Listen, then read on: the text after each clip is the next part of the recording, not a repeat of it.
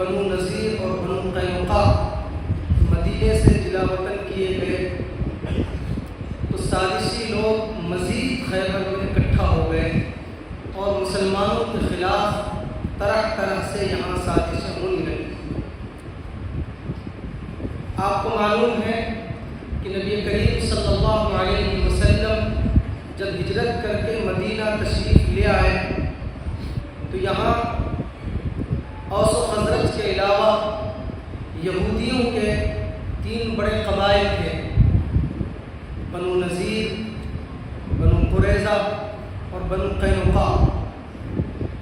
نبی کریم صلی اللہ علیہ وسلم نے یہاں آ کر سب سے پہلے ایک معاہدہ کیا کہ اس میں مدینے میں رہنے والے سب لوگ اس معاہدے اور دستور کے تحت یہاں زندگی گزاریں گے۔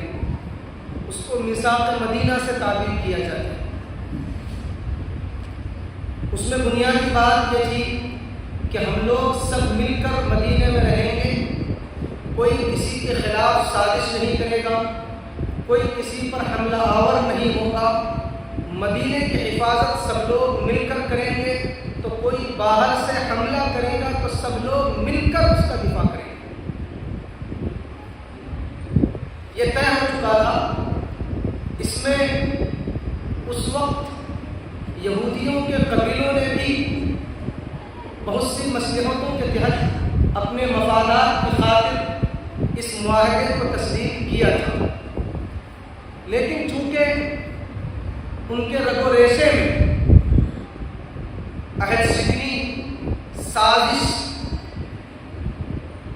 اور سامنے نہ آ کر پیچھے سے حملہ کرنے کی عادت ان کی ہمیشہ سے رہی ہے۔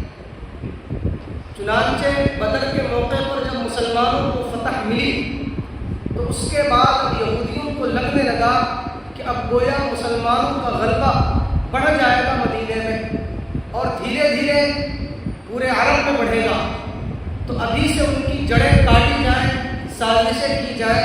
تو سب سے پہلے بنو قینقاع نے سازش کی اور گویا ایک طرح سے عہد شکنی کی وہ واقعہ آپ سب کو یاد ہے کہ ایک خاتون کو انہوں نے اپنے بازار میں برہنہ کیا، اس پر غیرت آئی، ایک مسلمان کو انہوں نے اس کو قتل کر دیا۔ چنانچہ پھر وہ لوگ آئے اور انہوں نے کہا کہ ہمارا تو معاہدہ تھا الٹے، تو نبی کریم صلی اللہ علیہ وسلم نے ان کے سامنے بات رکھی کہ اس کے جواب میں انہوں نے اس کو قتل کیا۔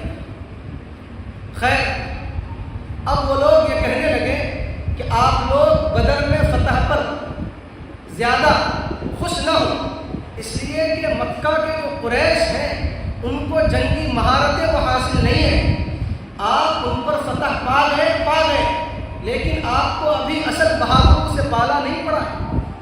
تو گویا ایک طرح سے عہد شکنی تھی۔ نبی کریم صلی اللہ علیہ وسلم نے بنو قینقاع پر سب سے پہلے حملہ کیا۔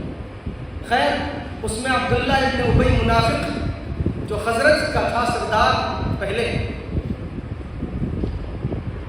چونکہ بنو قینقاع سے اس کے تعلقات تھے تو عبداللہ ابن ابی منافقوں کے سردار نے بیچ میں پڑھ کر یہ کیا کہ ان کو قتل نہ کیا جائے بلکہ ان کو یہاں سے جلا وطن کر دیا جائے۔ چنانچہ وہ وہاں سے جلا وطن ہوئے اور اکثر جا کے خیبر میں بسے۔ اسی طریقے سے منافقوں کا ایک سردار کعب بن اشرف، وہ باضابطہ بدر کے بعد مکے گیا، مشرکین کو ابھارا، جو لوگ بدر میں قتل کیے گئے تھے سرداران، ان کے لیے مرثیے کہے، ان کو جنگ پر ابھارا اور باضابطہ خانہ کعبہ کے پردے کو پکڑ کر سب سے قسم لی اور خوب قسم کھائی کہ ہم لوگ مسلمانوں کے خلاف متحد ہو کر لڑیں گے۔ چنانچہ اسی سازش کے تحت پھر غزوہ احد پیش آیا۔ اسی طریقے سے جب کعب بن اشرف کو پھر قتل کیا گیا ان کی اس مجرمانہ حرکتوں کی وجہ سے، بنو نذیر نے بھی عہد شکنی کی۔ ایک واقعے کے مطابق نبی کریم صلی اللہ علیہ وسلم دیت کے سلسلے میں وہاں پہنچے تھے، حضرت ابو بکر و عمر ان کے ساتھ تھے۔ بنو نذیر نے یہ سازش کی کہ اوپر سے پتھر ڈال دیا جائے اور تمام کر دیا جائے، والعیاذ باللہ۔ حضور صلی اللہ علیہ وسلم کو وحی کے ذریعے سے اطلاع ملی، حضور بنا کچھ کہے وہاں سے مدینہ تشریف لے آئے۔ چنانچہ اس کے بعد پھر نبی کریم صلی اللہ علیہ وسلم نے بنو نذیر پر حملے کی تیاری کی اور بنو نذیر پر حملہ کیا، لیکن وہاں پر بھی عبداللہ ابن ابی منافق جو ہے وہ بیچ میں آیا، اور اصل تو پہلے اس نے ان لوگوں سے یہ وعدہ کیا تھا کہ تم لوگ یہاں سے مت نکلو، پہلے ان کو موقع دیا گیا تھا 10 دن کا، لیکن اس نے کہا کہ تم لوگ مت نکلو، ہم تمہارے مدد کے لیے آئیں گے۔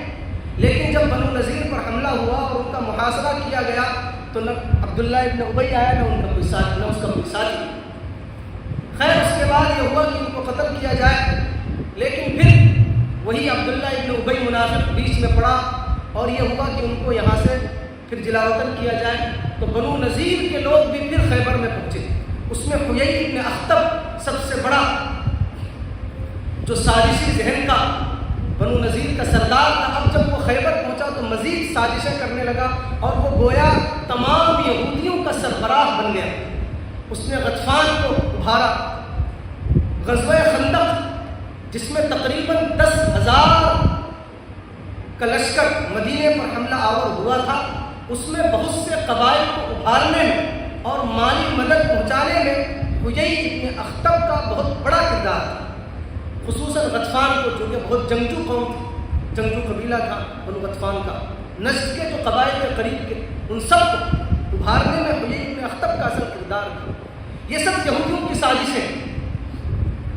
پھر اس کے بعد عین غزوہ خندق کے موقع پر جب ان کو یہ لگا بنو قریظہ کہ اب جو ہے مسلمان ختم ہو جائیں گے، اصل تو حیی ابن اخطب ہی نے آ کر کے بنو قریظہ کو یہ ابھارا کہ اب تو چونکہ سب حملہ آور ہو چکے ہیں مسلمانوں پر، اور جب تک ان کو ختم نہیں کریں گے یہاں سے قریش اور دیگر قبائل نہیں جائیں گے۔ حالانکہ جو ان کا بنو قریظہ کا سردار تھا کعب بن اسد، اس نے کہا بھی کہ نہیں، ہم اس عہد کو نہیں توڑیں گے، اس لیے کہ جب بنو نذیر نے عہد شکنی کی تھی اس موقع پر بنو قریظہ کی طرف سے بھی عہد شکنی کی کچھ چیزیں آئی تھیں، تو انہوں نے لیکن پھر دوبارہ صلح کر دی تھی۔ تو کعب بن اسد نے اس موقع پر حیی ابن اخطب سے کہا کہ نہیں، ہم عہد شکنی نہیں کریں گے۔ خیر کعب بن اسد کو اس نے حیی ابن اخطب نے کسی طریقے سے منا لیا، اور عین لڑائی کے موقع پر جبکہ ادھر 10,000 کا لشکر مدینے پر حملہ آور ہے، ان سے مقابلہ جاری ہے، تیر ادھر سے آتے ہیں، ادھر سے جو سخت سردی کا موسم ہے، عین اس موقع پر بنو قریظہ جو اندر تھے ادھر انہوں نے عہد شکنی کی۔ خیر اللہ تبارک و تعالیٰ کی مدد آئی، ہوائیں چلی، غزوہ خندق میں جو کفار اس ارادے سے آئے تھے ان کے خیمے اکھڑ گئے، چولہوں پر جو دیوے تھی وہ سب بکھر گئے، سب تتر بتر ہو گیا، سب لوگ بھاگے۔ اس کے بعد نبی کریم صلی اللہ علیہ وسلم کے پاس حضرت جبریل آئے۔ اس موقع پر جب کہ حضور نہانے کے لیے تشریف لے جا رہے تھے، کہا کہ آپ لوگوں نے ہتھیار اتار دیے، حالانکہ ابھی تو ہم نے ہتھیار نہیں اتارے۔ چنانچہ نبی کریم صلی اللہ علیہ وسلم نے بنو قریظہ پر حملہ کرنے اور ان کے محاصرے کا حکم دیا، اور یہ کہا کہ سب لوگ عصر کی نماز جا کر کے بنو قریظہ ہی میں پڑھیں گے۔ خیر بنو قریظہ پر حملہ ہوا ان کی عہد شکنی کی وجہ سے، اور ان کے جو لڑنے والے تھے وہ سب مارے گئے۔ اس کے بعد تب بھی جو خیبر میں یہودی بنو نذیر اور بنو قینقاع سے جا کے پناہ گزین ہوئے تھے، اور پہلے سے جو وہاں پر یہودی تھے ان کی سازشیں کم نہیں ہوئی۔ چنانچہ حیی ابن اخطب اور سلام ابن ابی حقیق کے بعد جو یہودیوں کا سردار بنا یسیر ابن زرام، اس نے بھی وہی حرکتیں کرنی شروع کی، اور بنو غطفان اور نجد کے جو آس پاس کے لڑاکو قبائل ہیں ان کو اپنے ساتھ ملایا اور مدینے پر حملے کی تیاریاں شروع کی۔ نبی کریم صلی اللہ علیہ وسلم نے شوال سن 6 ہجری میں حضرت عبداللہ ابن انیس اور حضرت عبداللہ ابن رواحہ کو بھیجا کہ یسیر ابن زرام کے پاس جاؤ اور جا کر کے اس سے یہ کہو کہ تم آ کر کے مدینے میں صلح کرو۔ صلح کی پیشکش کی گئی۔ چنانچہ وہ ان کے ساتھ آنے کے لیے تیار تو ہوا، خدشے دونوں طرف سے تھے، تو یسیر نے حضرت عبداللہ ابن انیس کو نہتہ کرنا چاہا، چنانچہ دونوں میں اسی میں تو میں ہوئی، لڑائی ہوئی، اور اس نے حضرت عبداللہ ابن انیس پر حملہ کرنا چاہا کہ اس کو ختم کیا جائے، لیکن وہ خود حضرت عبداللہ ابن انیس کے ذریعے سے مارا گیا۔ اس کے بعد پھر سلام ابن مشکم اور کنانہ ابن ربیع ابن ابی حقیق وہ سردار بنا، وہ بھی اپنے جو پرانے سردار مسلمانوں کے خلاف سازشیں کر رہے تھے اسی طریقے سے وہ بھی سازشوں میں لگا، لیکن اسی میں شوال کے بعد ذی القعدہ میں نبی کریم صلی اللہ علیہ وسلم عمرے کے لیے تشریف لے جانے لگے، تقریباً 1400 سے 1500 تک کی تعداد تھی، وہاں گئے اور صلح حدیبیہ پیش آئی، اور صلح حدیبیہ میں بظاہر نبی کریم صلی اللہ علیہ وسلم اور مسلمانوں نے دب کر صلح کی، لیکن اس صلح کے پیچھے جو مصلحتیں تھیں اور اس کے جو نتائج نکلے وہ مسلمانوں کے حق میں خیر ثابت ہوئی۔ چنانچہ خیبر صلح حدیبیہ سن 6 ہجری کے آخر میں اس وقت تک صرف مسلمانوں کی تعداد تقریباً 3000 ہے، اس لیے کہ 1400 سے 1500 صحابہ وہاں پر صلح حدیبیہ میں موجود تھے اور اتنی ہی تعداد تقریباً مدینے میں تھی، تو 3000 تقریباً ہے تعداد، یہ سن 6 ہجری ہے۔ لیکن سن 8 ہجری میں جب فتح مکہ کے لیے تشریف لے گئے ہیں تو 10,000 کا لشکر آپ کے ساتھ ہے۔ جب نبوت ملی ہے حضور کو اس کے بعد سے 13 سال حضور مکہ میں رہے اور پھر 6 سال گویا ہجرت کے بعد، تو 13 اور 6 19 سال میں تقریباً مسلمانوں کی تعداد 3 سے 4,000 یا سب کو ملا دیا جائے، بچے خواتین سب کو، تو 5 سے 6,000 کی تعداد ہو سکتی ہے 19 سال۔ لیکن یہی صلح حدیبیہ کے بعد 2 سال میں مسلمانوں کی تعداد کتنی پہنچی ہے کہ 10,000 کا لشکر لے کر حضور فتح مکہ کے موقع پر پہنچے، اور پھر وہی سن 10 ہجری میں یعنی صلح حدیبیہ کے محض 4 سال کے بعد تقریباً 1.25 لاکھ کی تعداد مسلمانوں کی ہے جو حضور صلی اللہ علیہ وسلم کے ساتھ حجۃ الوداع میں شریک ہے۔ یہ ہے صلح حدیبیہ کے نتائج، اس لیے کہ جب مقابلہ رہتا ہے تو دشمن کی خوبیوں کو عام طور سے انسان دیکھتا نہیں، ان خوبیوں سے متاثر نہیں ہوتا ہے۔ تو جب تک لڑائیاں چلتی رہی تو جو قریش کے لوگ تھے، اسی طریقے سے دیگر قبائل، تو ان کو بھی اپنا وجود بچانا تھا، تو وہ لوگ بھی اصل قریش کے ساتھ ملے ہوئے تھے، تو مسلمانوں کی جو خوبیاں تھیں، ان کے اندر جو صفات پیدا ہوئی تھیں، ان کا جو کیریکٹر بنا تھا، تو اس پر باضابطہ غور کرنے اور خصلتوں کو اپنانے کا موقع ہی نہیں ملا تھا زیادہ۔ جو لوگ انفرادی طور پر متاثر ہوتے تھے وہ متاثر ہونے لگے تھے، اسلام قبول کرنے لگے تھے، لیکن جو ہی صلح حدیبیہ ہوئی ہے اس کے بعد سے یہ موقع ملا۔ اسی طریقے سے چونکہ مدینہ جو واقع ہے اس کے شمال میں خیبر واقع تھا جہاں یہودیوں کی سازشیں چل رہی تھیں، اور گویا کہ وہ مکمل طور سے دردسر بنے ہوئے تھے، وہ شمال کے تمام قبائل کو اپنے ساتھ ملا کر مدینے پر حملہ آور ہونے کی تیاریاں کرتے رہتے تھے۔ ادھر جنوب میں یعنی دکن میں مکہ تھا، وہاں قریش اور ان کے ساتھ ملے ہوئے قبائل، تو گویا مدینہ دونوں طرف سے گھرا ہوا تھا۔ اب جب قریش سے صلح ہو گئی اور یہ بھی طے ہوا کہ جو قبائل قریش کے ساتھ صلح کرنا چاہیں وہ قریش کے ساتھ صلح کر لیں، جو مسلمانوں کے ساتھ صلح کرنا چاہتے ہیں وہ مسلمانوں کے ساتھ صلح کر لیں، چنانچہ بہت سے قبائل جیسے بنو خزاعہ وغیرہ وہ نبی کریم صلی اللہ علیہ وسلم کے حلیف بن گئے۔ اب گویا کہ مسلمانوں کو نبی کریم صلی اللہ علیہ وسلم کو یہ موقع ملا کہ اب شمال سے جو پریشانیاں ہیں اب ادھر کا رخ کیا جائے۔ چنانچہ ذی القعدہ میں صلح ہوئی، ذی الحجہ اور اس کے بعد محرم کے کچھ ایام حضور نے مدینے میں گزارے، پھر نبی کریم صلی اللہ علیہ وسلم نے تیاری شروع کی اور خیبر پہنچے۔ حضور کے ساتھ یہاں بھی وہی صحابہ تھے جو لوگ صلح حدیبیہ میں شریک تھے، یعنی تقریباً 1400 سے 1500 صحابہ۔ چونکہ صلح حدیبیہ میں یعنی وہ جو عمرے تو منافقین اس میں شریک نہیں ہوئے تھے. ان کو یہ تھا کہ قریش کسی بھی طریقے سے ان کو عمرہ کرنے نہیں دیں گے اور لڑائی ہوگی تو قریش کو فتح ہوگی. اس لیے منافقین اس میں شریک ہی نہیں ہوئے تھے. اب چونکہ قریش کی طرف سے اطمینان ہو چکا ہے، اب منافقین کو لگنے لگا تھا کہ مسلمانوں کو فتح ہو سکتی ہے، تو اس وجہ سے خیبر میں شریک ہونا چاہ رہے تھے. لیکن نبی کریم صلی اللہ علیہ وسلم نے اللہ تبارک و تعالیٰ کی ہدایت کے مطابق یہ اعلان کروا دیا کہ اس میں وہی لوگ شریک ہوں گے جو لوگ صلح حدیبیہ میں شریک تھے. چنانچہ وہی 1400 سے 1500 کی تعداد. خیبر کے یہودی آس پاس کے احوال سے بہت واقف رہنے کی کوشش کرتے تھے، خبریں لیتے تھے، لیکن حضور نے اس طرح تیاری کی اور پھر اس طریقے سے سفر ہوا کہ اچانک معاملہ کیا تھا کہ تم ہمارا ساتھ دو گے تو ہم تم کو خیبر کی جو پیداوار کا آدھا حصہ ہے وہ تم کو دیا کریں. خیبر 8 قلعوں پر اور بعض روایتوں کے مطابق تقریباً 10 قلعوں پر مشتمل تھا. اس کے الگ الگ بڑے بڑے قلعے بنے ہوئے تھے، کچھ چھوٹے بھی تھے. 8 بڑے قبائل اور 2 چھوٹے ملا لیجیے. ایک طرف تقریباً 5، ایک طرف 3 اور ایک طرف 2، اس طرح کی بات آتی ہے. یہ 2 بڑے بڑے قلعے تھے، وہ ایک طرف 5 تھے، ایک طرف 3.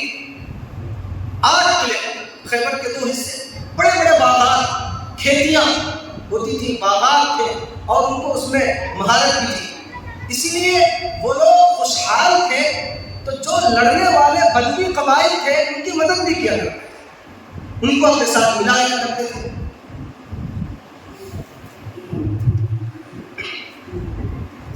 تو ان کی کمر توڑ نہیں سکتی تھی، اور چونکہ اپنی سازشوں کی وجہ سے، آہستگیوں کی وجہ سے یہ لوگ اس لائق تھے کہ ان پر حملہ کیا جائے. چونکہ وہ لوگ خود موقع کی تلاش میں تھے کہ ان پر حملہ کیا جائے، اور لیکن خود سے حملہ اس لیے نہیں کرتے تھے کہ ان کی یہ خواہش تھی کہ بھئی یہ قریش ہند کے ساتھ لڑ کے خود تباہ ہو جائے، ہم لوگ ان کی مدد کریں گے، سامنے سے آ کر نہیں لڑیں گے. یہی ان کی پالیسی تھی. اب لیکن ظاہر سی بات ہے کہ ادھر صلح ہو چکی تھی، تو اب یہ خطرہ بڑھ چکا تھا. تو ان کے حملہ آور ہونے سے پہلے حضور صلی اللہ علیہ وسلم نے ایک دم سے حملہ کیا. اگرچہ رات کے قریب خیبر کے قریب پہنچے، لیکن حضور نے رات میں حملہ نہیں کیا، اس لیے کہ حضور کی عادت رات میں حملہ کرنے کی نہیں تھی. کبھی بھی حضور صلی اللہ علیہ وسلم اور صحابہ نے رات کے موقع پر حملہ نہیں کیا، بلکہ آپ صبح حملہ کرتے تھے.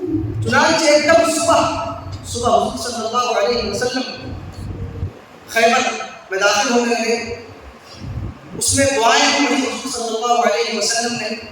اللہم رب السماوات وما ازغلنا ورب الارضین وما اقللنا ورب الریاح وما ازرینا ورب الشیاطین وما ازللنا نسألك خیر هذه القرية وخیر ما فيها وخیرها وخیر ما فيها ونعوذ بك من شرها وشر اهلها وشر ما فيها.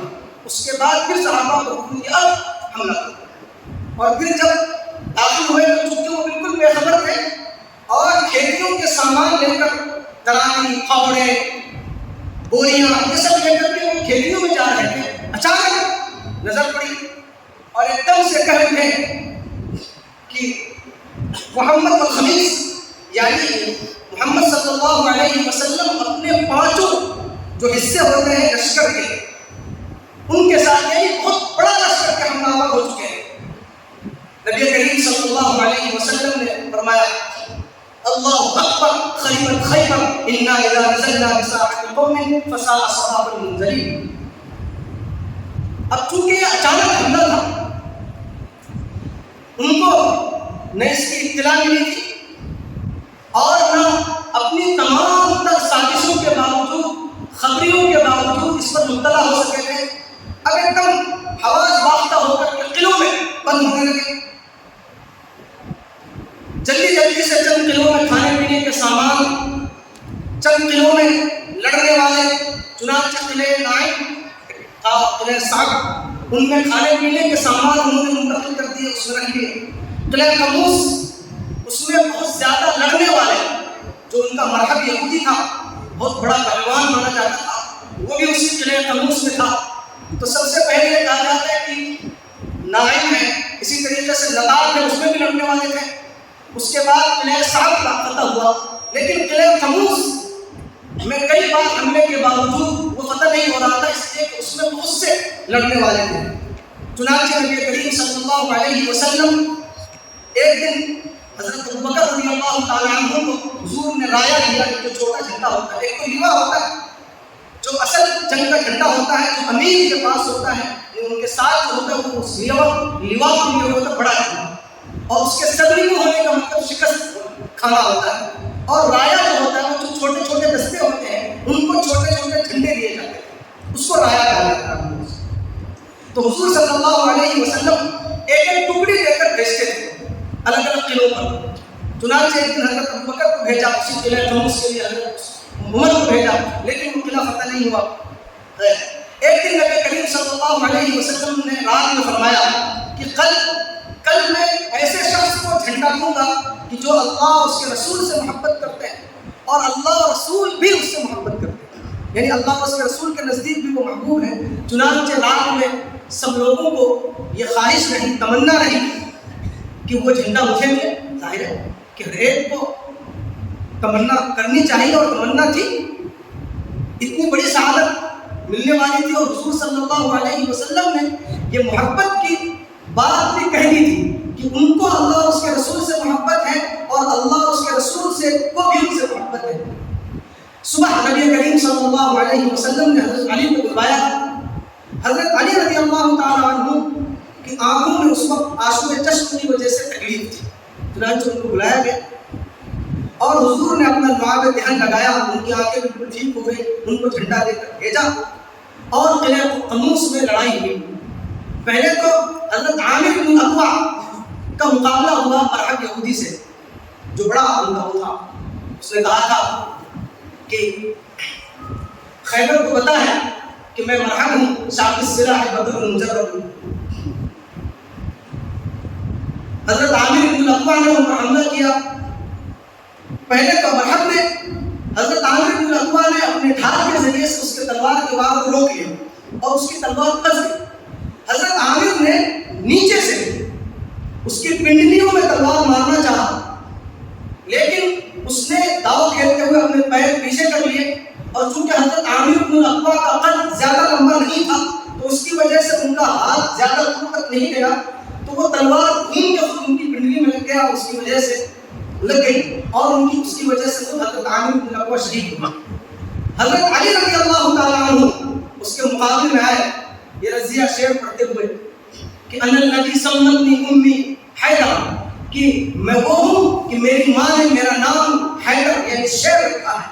کلیس غابات کلیہ منظری، اور میں بھی جنگل کے شیر کی طرح حیبت ناک ہوں. چنانچہ دونوں کے درمیان مقابلہ ہوا اور حضرت علی رضی اللہ تعالیٰ عنہ نے مرحب جیسے پہلوان، مشہور پہلوان کو اوپر سے لے کے نیچے تک دو ٹکڑے دیے. اس طریقے سے مارا کہ اس کا اوپر کا پورا یہ خود پہنا ہوا اور زرہ پہنا ہوا، اس زور سے تلوار ماری ہے کہ اس کو مکمل طور سے دو ٹکڑوں میں بانٹ. اس کے بعد اس کا بھائی یاسر، وہ بھی بہت بڑا پہلوان تھا، وہ نکلا اور اس کے مقابلے کے لیے حضرت زبیر بن العوام آئے. وہ چونکہ بہت ضعیف و شہید ہے یاسر، تو حضرت صفیہ نے جب دیکھا کہ میرے بیٹے کے مقابلے میں یاسر ہے، مرحب کا بھائی، تو حضرت زبیر بن العوام کی والدہ حضرت صفیہ نے حضور صلی اللہ علیہ وسلم سے کہا کہ یہ تو میرے بیٹے کو مار دے گا، شہید کر دے گا. حضور صلی اللہ علیہ وسلم نے حضرت صفیہ کو دلاسا دلایا اور کہا کہ نہیں، بلکہ معاملہ الٹا ہوگا، آپ کا بیٹا اس کو مارے گا. چنانچہ حضرت زبیر بن العوام نے یاسر کو قتل کیا، اور اس کے بعد جو اور تھوڑے بہت تھے ان سب کو قتل کرنے کے بعد یہ قلعہ بھی فتح ہو گیا. اور اس کے بعد پھر قلعے فتح ہونے لگے، سب پھر اکٹھا ہو کر، یعنی تمام قلعوں سے الگ الگ ہو کر کے جا کے سلالم اور وطیق جو دو قلعے تھے وہاں جا کر وہ اکٹھے ہونے لگے. تقریباً 14 سے 15 دن کا محاصرہ چلا. اس کے بعد جب ان کو لگنے لگا کہ اب ہم جو ہے مقابلہ نہیں کر سکتے ہیں، تو اس کے بعد انہوں نے اپنے سردار کنانہ ابن ربیع کو ترجمان بنا کر بھیجا کہ جائے اور صلح کی پیشکش کرے. چنانچہ وہ حضور صلی اللہ علیہ وسلم کے پاس آیا اور صلح کی پیشکش کی. حضور صلی اللہ علیہ وسلم نے چند شرائط کے ساتھ صلح کی پیشکش قبول کی اور یہ کہا کہ اس میں یہ ہوگا کہ تم لوگوں کو پورا خیبر خالی کر کے جانا ہوگا. اس میں سونا اور چاندی کچھ لے جانے کی اجازت نہیں ہوگی. اس میں آلات حرب لے جانے کی اجازت نہیں ہوگی. اور ایک اہم شرط یہ ہے کہ تم کو ہم سے کچھ چھپانا نہیں. چونکہ حضور یہودیوں کے خود سے باطل سے واقف تھے. انہوں نے تمام شرائط مان لی, صلح ہو گئی. اس کے بعد لیکن انہوں نے اپنے تمام زیورات سونے اور چاندی جو ہے وہ کنانہ ابن ربیع نے خود ایک جگہ زمین کے نیچے گڑوا دی. اس کے بعد نبی کریم صلی اللہ علیہ وسلم نے اس معاہدے کے مطابق ان سے کہا کہ سامان لے کر آؤ, زیورات وغیرہ کہاں ہیں؟ تو اس نے تھوڑے بہت دے دیے. حضور نے فرمایا کہ یہ بہت کم ہے. چونکہ حیی ابن اخطب خود جب بنو نذیر کو جلا وطن کیا گیا تھا تو حیی ابن اخطب بنو نذیر سے بہت سارا ساز و سامان, بہت سے سونے اور چاندی لے کر آیا, چونکہ وہاں پر اس کی اجازت نہیں کہ سب کچھ لے جا سکتے. چنانچہ وہ لوگ تو اپنے گھروں کے دروازے تک کھول کے لائے تھے بنو نذیر سے. تو حضور نے فرمایا کہ وہ کیا ہوا سب اتنے سونے اور چاندی, اتنے زیورات. کنارہ کہنے لگا یہ جو اتنی لمبی جنگ چلی ہے اس میں سب ختم ہو گیا. حضور نے فرمایا کہ اتنے دن تو جنگ نہیں چلی کہ جس میں وہ سب ختم ہو جائے. پھر اور لوگوں سے معلومات تھی, سب نے یہودیوں نے ایک آدمی میں سب ختم ہو گیا. حضور صلی اللہ علیہ وسلم کو معجزانہ طور پر اطلاع ملی کہ فلاں جگہ انہوں نے اس کو کاٹ دیا. چنانچہ حضور نے صحابہ کو حکم دیا کہ جاؤ اور وہاں جا کے کھودو. چنانچہ 10,000 دینار کی قیمت کے برابر سونے اور چاندی وہاں سے برآمد ہوئی. 10,000 دینار بہت بڑی رقم. تو چونکہ انہوں نے خلاف ورزی کر دی تھی صلح کی, اب اس کے اعتبار سے جتنے بھی لوگ وہ سب قیدی بن چکے تھے. اس اعتبار سے خواتین وہ بھی قیدی بن چکی تھی, باندیاں بن چکی تھی. اس کے اعتبار سے چنانچہ اس میں حضرت صفیہ رضی اللہ تعالیٰ عنہ جو بعد میں مسلمان ہوئی اور مومنین بنی, وہ کنانہ ابن ربیع کی زوجہ تھی اور حیی ابن اخطب کی بیٹی, یعنی سردار کی بیٹی اور سردار کی بیوی. وہ حضرت دہلیہ کلبی کے حصے میں آئی تھی. تو صحابہ نے عرض کیا کہ اللہ کے رسول, وہ چونکہ حضرت ہارون کے خاندان میں سے تھی تو سردار کی اور بہت بڑے خاندان کی ہے, سردار کی بیٹی ہے, سردار کی بیوی ہے, اور اس طریقے سے ان کی حیثیت اور ان کا یہ مقام ہے, لہذا یہ ہے کہ آپ ان کو اپنے حصے میں لیں. چنانچہ حضور صلی اللہ علیہ وسلم نے حضرت دہلیہ کلبی کو ان کے بدلے میں دیگر ان کی چچادار بہنیں وغیرہ وہ دے دی اور ان کی رضامندی سے ان کو حاصل کیا. اس کے بعد پھر حضرت صفیہ رضی اللہ عنہا کو آزاد کر کے حضور صلی اللہ علیہ وسلم نے ان سے نکاح فرمایا. یہ غزوہ خیبر کا خلاصہ ہے اور یہودیوں کی سازشیں گویا کہ اس وقت مکمل طور سے ختم ہوئی. پھر بعد میں ان لوگوں نے یہ پیشکش کی کہ ہم لوگ جلا وطن ہونے کے بجائے آپ سے درخواست کرتے ہیں یہاں سے جانے کے بجائے, اور چونکہ مکمل طور سے تو آپ کو فتح مل ہی چکی ہے, لیکن ہم یہ چاہتے ہیں کہ یہ جو باغات ہیں, کھیتیاں ہیں, ہم یہاں پر کھیتیاں کریں گے اور مالک آپ بھی رہیں گے, البتہ ہم ان کے بدلے میں آپ کو آدھا سب کچھ دیں گے. حضور صلی اللہ علیہ وسلم نے اس پیشکش پر غور کیا اور اس میں بعد حضور صلی اللہ علیہ وسلم کو یہ پیشکش یہ مصلحت لگی کہ چونکہ صحابہ کی تعداد ابھی اتنی نہیں ہے, ان کو جہاد اور دعوت کے بہت سے کام ہیں, تو اگر یہ خود کھیتی باڑی میں لگ جائیں گے اتنے باغات اور اتنی کھیتیوں میں تو پھر مسئلہ ہوگا تعداد کا, اور پھر بہت سے امور پیش نظر تھے. تو حضور نے فرمایا کہ صحیح ہے, لیکن ہم جب چاہیں گے اس کو خالی کرائیں گے, اس شرط کے ساتھ ان کو رکھا گیا. حضرت عبداللہ ابن رواحہ جا کر کے تقسیم کرتے تھے اور 2 حصے لگاتے تھے اور یہودیوں سے کہتے تھے جو حصہ تم کو پسند ہے لے لو. چنانچہ حضرت عبداللہ ابن رواحہ کی اس عادلانہ تقسیم پر خود یہودی یہ کہتے تھے کہ اسی عدل اور انصاف کی بنیاد پر زمین و آسمان قائم. گویا انہوں نے یہودیوں کے اپنے سرداروں میں بھی وہ انصاف نہیں دیکھا تھا جو حضرت عبداللہ ابن رواحہ کی تقسیم میں دیکھا. تو یہ محرم کا مہینہ, یہ آخری جو ہے, یہ ہم کو یاد دلاتا ہے کہ ہم کیسے یہودیوں کی سازشوں سے ہم چھٹکارا حاصل کریں. کہ اس پورے واقعے کو اور یہودیوں کی سازشوں کو, اس وقت جو سازشیں ہو رہی تھیں اور اس وقت مسلمانوں کو ختم کرنے کے لیے وہ لوگ الگ الگ حربیں اپنا رہے تھے, یہ جو اس کی کی ہلکی سی جھلک آپ کے سامنے رکھی گئی ہے. اس کا مقصد اصل یہی ہے کہ یہ جو مسلمانوں کو مکمل طور سے ختم کرنے کی سازشیں اور ان کے جو حملے ہیں، ہم اس محرم کے مہینے میں صحابہ نبی کریم صلی اللہ علیہ وسلم اور صحابہ کے ان کارروائیوں سے ہم یہ سبق لیں اور اپنے اندر یہ جذبہ پیدا کریں کہ ہم بھی یہودیوں کی سازشوں اور ان کے حملوں سے چھٹکارا حاصل کرنے کا جذبہ اپنے اندر پیدا کریں. اس کے لیے جس حد تک جس کو جو موقع ملے اور جو کر سکتا ہو جہاں پر جو کچھ وہ کرے. اور جب انسان اپنی استطاعت کے مطابق جو کچھ کر سکتا ہے وہ کر لیتا ہے تو اللہ تبارک و تعالیٰ کی طرف سے مدد ضرور آتی ہے. اللہ تبارک و تعالیٰ ہمیں وہ ہمت و حوصلہ، وہ جذبہ، وہ شوق عطا فرمائے، وہ غیرت اسلامی، وہ حمیت دینی عطا فرمائے کہ ہم پھر سے یہودیوں کے خلاف، ان کی سازشوں کے خلاف اور انہوں نے جن کو اپنے آلائے کار کے طور پر استعمال کیا ہے ان کے خلاف کھڑے ہوں اور اللہ کی نصرت اور مدد کی یقین کے ساتھ انشاءاللہ ہم آگے بڑھیں گے. جن کو جہاں جس طریقے سے موقع ہو تو انشاءاللہ ضرور کامیابی ملے گی. وآخر دعوانا الحمدللہ رب العالمین.